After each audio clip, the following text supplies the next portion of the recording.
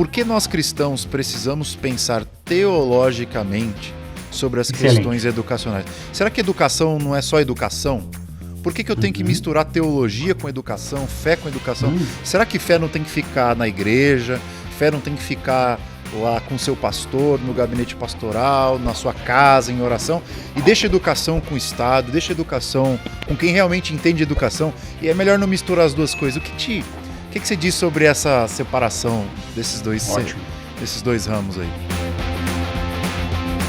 Bom, a gente tem que partir do pressuposto e da posição explícita que, como cristãos, e a gente sabe disso, a gente não acredita num projeto moderno que arroga autoridade neutra em termos religiosos sob nenhuma hipótese. A gente não acredita em neutralidade religiosa em nenhum projeto de formação humana secular. A gente sabe como isso é um mito, a gente sabe como isso foi vendido, né, inclusive para o Ocidente, desde o Iluminismo, né, o início da modernidade, mas isso se intensificou na nossa era, que é essa coisa de que a arena pública, e principalmente projetos de formação, eles precisam ser cultural e cientificamente neutros. E a gente sabe o quanto isso é um mito, né? Na verdade, quanto mais distante você está das hard sciences, que a gente chama, né, são as ciências duras, aquelas ciências exatas, né? Mais presença e menos imparcialidade o professor tem na hora de abordar esses conteúdos.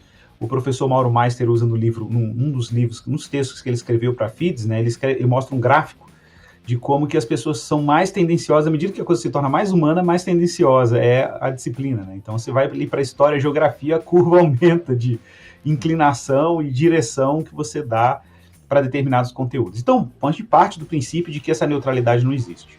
Ora, se não existe essa neutralidade religiosa em nenhum tipo de produção ou envolvimento humano em qualquer campo da cultura, logo, o que a gente exige é que todo mundo seja sincero, todo mundo seja sincero. Né? Então, se a escola tem uma orientação pedagógica e filosófica sobre um determinado viés ideológico, sejam explícitos sobre isso. Nós, cristãos, também temos que ser explícitos quanto à filosofia educacional que orienta a nossa prática formativa. Daí, a necessidade de cristãos serem mais intencionais na integração entre fé cristã e educação. Tá? Então, a gente precisa ser mais explícito. Muita gente não sabe, mas o termo professor diz respeito àqueles que professam alguma coisa. Né? A gente professa uma fé, a gente professa uma visão da realidade.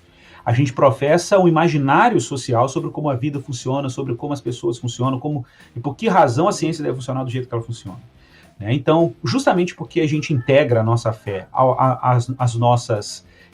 nosso envolvimento cultural, seja em qual nível for, e eu estou falando da educação especificamente, que a gente precisa ser explícito quanto a isso. Então, é óbvio que... Aí você fala assim, mas é possível fazer educação sem trazer a questão teológica para a arena? Ora, então vamos fazer esse exercício de imaginação, né? É possível? Olha, se você não abraçar integralmente a fé cristã como ponto de partida para o seu engajamento em educação, você vai acabar abraçando algum ponto de partida. Vamos voltar ao Smith. Você vai abraçar algum modelo de ser humano. Tá, aí você vai educar o quê? Vai educar o sujeito racional? Você vai educar o sujeito revolucionário? Para o sujeito revolucionário? Para o sujeito do trabalho?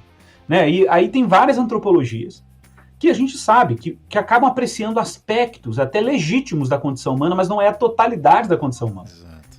Daí a importância de afirmar uma antropologia cristã. É sempre um recorte. É sempre um recorte, não tenho dúvida. Legal. Dentro dessa questão aí de ser cristão e ser educador, acho que ficou muito claro para o pessoal que está nos assistindo. Aliás, se você é professor e está nos assistindo aqui, coloca nos comentários da onde você fala, de que disciplina você é professor. Acabei de receber aqui um comentário de alguém que é professor de história. Essa é uma área muito complicada de você ser explícito, às vezes sendo cristão. E me fizeram uma pergunta nessa semana, porque sabiam que você ia estar na live, e eu queria aproveitar o gancho agora que você falou dessa intencionalidade do cristão em trabalhar a educação e a sua fé. Como que um cristão pode trabalhar essa intencionalidade ou esses princípios que são inevitáveis? Nós somos seres religiosos, nós somos seres que aprendem. Não tem como muito... São duas coisas diferentes, mas de modos calcedônicos falando, né? Falando de modo calcedônico, elas não se confundem, não se misturam, mas elas estão sempre unidas. Como é que você vê a questão de um professor cristão dando aula em uma escola pública, onde ele tem seríssimos problemas em ser intencional em relação à sua fé? Por quê? Eu falo isso. Ser professor cristão numa escola cristã é muito mais confortável, muito mais tranquilo, mas pode levar a um outro problema, que é o de achar que ser professor numa escola cristã é fazer uma oração antes da aula começar e depois tacar educação ruim em cima do povo, achando que está sendo cristão só porque fez aquela precezinha no início da aula. Também é um problema, óbvio que você vai abordar isso já já. Mas e esse professor que é crente, que ele entendeu que não existe essa neutralidade mitológica, de que você vai para a sala de aula sem os seus compromissos últimos do coração. É como se você fosse para a escola, como diz o Smith, né, como um cérebro sobre uma haste, né, na estaca. Uma estaca. E o coração deixa para lá. Como é que isso aí. Um professor lida com isso? Então, no meu curso, inclusive, Pedagogia Cristã, Teoria e Prática, o meu último módulo lá do curso, eu falo exatamente sobre educadores cristãos em contextos não confessionais, né, ou alegadamente não confessionais. E eu insisto nessa noção de que o professor cristão, quando ele está numa escola pública, ele precisa ter uma ética. Qual é a ética? Primeiro ele tem que ter uma ética. Qual é a ética? Ele tem um contrato público, em que ele se comprometeu a prestar um serviço educacional e ser fiel no fornecimento de determinados conteúdos para aquela instituição e para aqueles alunos. Então ele tem que ter um compromisso, acima de tudo, ético. E esse compromisso ético significa que ele tem um papel específico a ser cumprido naquele espaço educacional. Mas a questão é que a gente precisa recuperar o que é a escola pública. E o que é a escola? A escola é, acima de tudo, uma associação de famílias. Claro que o discurso público sobre escola não passa por esse viés, né? Porque o Estado meio que paternalizou esse papel, ele concentrou esse papel. Mas a grande verdade é que, historicamente, a escola era o quê? Era uma associação de famílias que se juntavam e confiavam seus filhos a especialistas que trabalhariam determinados conteúdos que a família não dá conta de fazer por várias razões. Beleza. Agora, o que o professor tem que ter consciência na escola? Que a escola é um espaço, que eu costumo dizer, ele não é um espaço aconfessional, ou seja, que não tem confissão. Ele é um espaço multiconfessional. Por quê? Porque ele é um espaço que aprecia as diversas presenças de visões de mundo naquele espaço. É de alta complexidade. A escola pública é de alta complexidade por isso. A gente pode até questionar se esse modelo é um modelo mais adequado, por exemplo, uma sociedade que se diz plural. Que é uma grande discussão, inclusive, que Abraham Kuyper, no livro dele, On Education, que não é um livro dele, é um livro que juntou todos os papers e discursos políticos do Kuyper sobre educação, né? E foi publicado aqui em inglês há pouco tempo, acho que tem uns 2 anos. E o Kuyper vai dizer, a briga do Kuyper no parlamento holandês era exatamente esse. Ele fala assim, a escola pública nunca vai ser um lugar realmente plural. Por quê? Porque vai ser sempre um terreno de disputas ideológicas. E aí daí a ideia de que ele era a favor, naquela época já, né, de um sistema de financiamento público para as famílias mais pobres terem acesso à escola que eles quisessem ter, inclusive as confessionais. Né? Então aí ele falou, essa vai ser a única saída para o verdadeiro pluralismo na sociedade holandesa. É a gente criar vouchers, sistemas de bolsas que viabilizem o acesso de todo tipo de gente a todo tipo de escola que a pessoa quiser. E não dá para ela a única alternativa à escola pública. Mas isso é uma outra conversa. O educador cristão, nesse espaço, ele tem que ser um educador que ele tem que ter pressupostos cristãos explícitos, o que significa que ele vai expor para esse aprendiz tudo que a BNCC exige, que hoje no Brasil a gente tem a BNCC, a Base Nacional Comum Curricular, que exige ali conteúdos mínimos, e depois ele pode, sim, explicitamente se posicionar como cristão, inclusive colocando dúvidas honestas sobre certos discursos e narrativas, por exemplo, que são seculares. E ele, por exemplo, pode trabalhar a pulsão religiosa do ser humano, ele pode fazer críticas, por exemplo, ao reducionismo, que é muito presente em vários campos científicos. Ele pode fazer críticas cristãs inteligentes sobre vários conteúdos. Aí você fala assim, mas se o professor cristão ele pode evangelizar? Na hora que ele está exercendo o papel dele como educador, lembrando que ele tem um papel ético de fornecer para aqueles aprendizes, porque é um contrato que foi feito entre família, escola e poder público, para trazer aqueles conteúdos. Então, no momento que ele está oferecendo esses conteúdos, ele não pode evangelizar de maneira explícita. Mas quando ele acabou aquilo ali, não tem como ele engavetar a confessionalidade dele. Ele vai ser explícito na sua fé. Qual o problema? Né? Ele é um ser humano junto com outros seres humanos, e se um aluno perguntar qual a religião dele, porque ele tem aquela fé, ele vai dar razão da fé dele. Então não vejo nenhum problema disso acontecer no espaço. Como também não vejo nenhum problema do professor LGBT fazer a mesma coisa no intervalo, por exemplo. Não vejo nenhum problema um professor do candomblé fazer a mesma coisa no intervalo. Tá entendendo? Porque o espaço é multiconfessional. Então eu acho que a escola pública tem que ser uma arena livre nesse sentido. Fora dos compromissos éticos que o professor tem de oferecer determinados conteúdos. Agora, é claro que na hora dele oferecer determinados conteúdos, a visão de realidade de mundo dele vão estar presentes na hora dele tratar determinados conteúdos.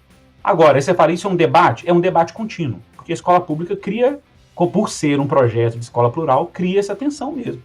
Por isso que eu falo assim, que eu acho que o Abraham Kuyper sacou. Ele morreu sem ver isso, mas a Holanda implementou, e até hoje a Holanda funciona com esse sistema, né? Cara, pra você ter uma ideia, na época, um pouco depois que o Kuyper morreu, que isso foi implementado na Holanda, era muito comum, e isso existe hoje na Holanda. Tipo assim, se tem uma comunidade no interior da Holanda, sei lá, vamos supor uma comunidade de pentecostais que migraram do Brasil para a Holanda. E existe aquela comunidade ali. Existe hoje um financiamento público para que aquela sua comunidade se reúna e organize uma escola com financiamento público e abrir concurso para contratar pessoas da comunidade que sejam ligadas àquela confissão, porque na visão da Holanda, aquilo ali é um patrimônio cultural que parte da sua riqueza plural de ser Holanda. Cara, isso é surreal. Mas isso, claro, existe também para o muçulmano, para o judeu, etc. Mas é uma visão de pluralismo que a gente nem sonha no Brasil, apesar de a gente insistir que a escola pública é lugar de pluralismo de verdade. Eu acho que tem sérios problemas isso. Mas é um desafio para o educador cristão. É um grande desafio. Eu chamo isso de pluralismo real, né? Que é uma coisa que de fato tem... Exato. É concreto, não é somente uma ideia, né? E aliás, Exatamente. Se você quer dar uma olhada aí num resuminho sobre o On Education, do Abraham Kuyper, eu escrevi uma resenha desse livro para o Calvin Theological Journal. Ainda está em inglês, se você tem acesso em inglês, você leia. E se você não tem, coloca no Google Tradutor, que está cada dia melhor. Vai pegar o fio da meada, com certeza. Em relação ainda sobre essa questão, você falou que o professor ele pode fazer críticas ao BNCC e tudo mais. Qual é o fórum correto para ele se posicionar?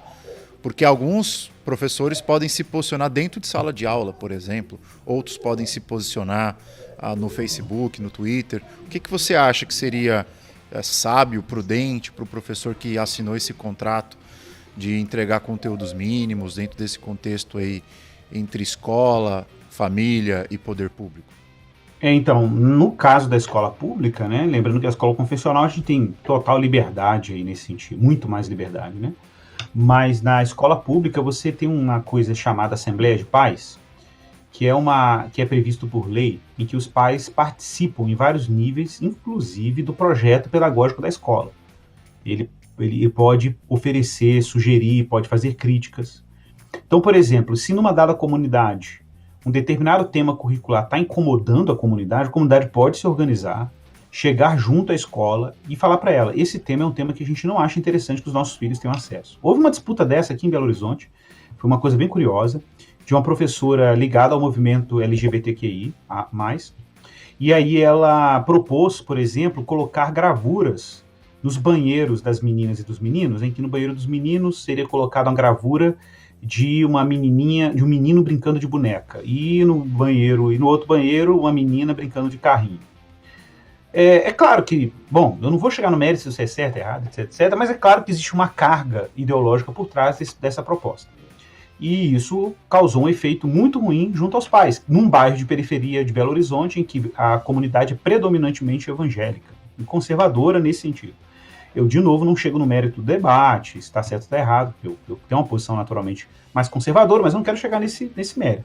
O que eu quero é ver o caso, o fenômeno, recortar o fenômeno e analisar ele. Então, qual foi a reação dos pais? Chegar junto à escola e exigir coisas. E falar assim, não, a gente não quer que isso aconteça aqui nessa escola, porque a comunidade aqui tem esse viés, e tem um ou outro ali que não concorda, mas a maioria... E aí pressionou a escola teve que tirar esses negócios lá. Às vezes eu acho que falta um pouco de organização dos pais. E o professor, nesse caso, o professor cristão, ele pode muito bem se conectar a esses pais. Se conectar a essa comunidade e até organizar uma pressão, porque a escola pública é isso mesmo, a escola pública é um lugar de lutas políticas. É de todos, e é de luta política, enfim, é democracia. Né? Então acho que isso seria uma ótima estratégia. Eu não sabia de muita coisa que você estava falando, obviamente eu sabia que tinha Assembleia de Pais, mas não sabia que tinha esse poder ou essa É. até legitimidade para orientar os rumos da Sim, educação, da ética, enfim, das molduras educacionais. existe hoje uma política pública, por exemplo, nas principais cidades brasileiras, eles chamam escola aberta, né? Que o que é escola aberta? É uma escola para a comunidade, que a comunidade participa da escola em vários níveis.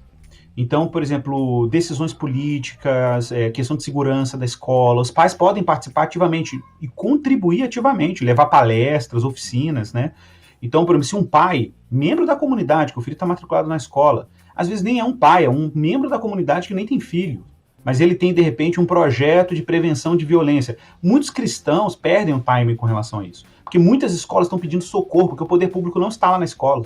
Tem pessoas que acham que as escolas são super vigiadas. Não, as escolas estão abandonadas pelo poder público. Então, se você chega lá como membro da sociedade civil e fala, nós temos uma organização e a gente quer oferecer um projeto aqui, sei lá, por exemplo, para trabalhar o tema da sexualidade, prevenção de uso de entorpecentes, uma iniciativa cristã pode fazer isso. Prevenção de violência, é um campo missionário que ainda muitos cristãos não conhecem.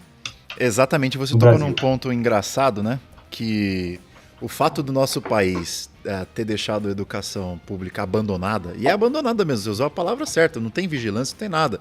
Tanto que alguns amigos cristãos, né, que são professores, eles falam, cara, a minha sala de aula muitas vezes vira uma igreja, uma escola dominical, porque a maior parte dos meus alunos são cristãos, e eles me perguntam as coisas de Deus, de teologia. Isso acontece e eles têm muito. Total liberdade para falar sobre religião, sobre Deus, enfim.